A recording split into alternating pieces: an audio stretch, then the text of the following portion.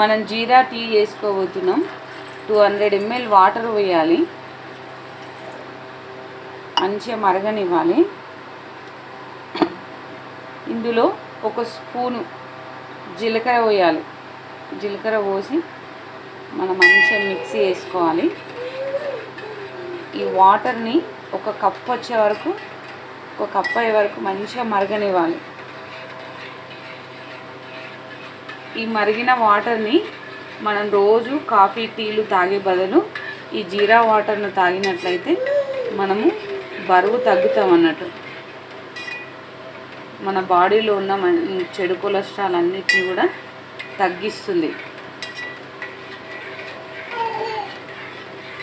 ప్రతిరోజు మనము టీ కాఫీలు తాగే బదులు ఇది మనం రోజు మంచిగా చేసుకొని తాగాలి. రోజు మార్నింగ్ అండ్ ఈవినింగ్ తాగాలి.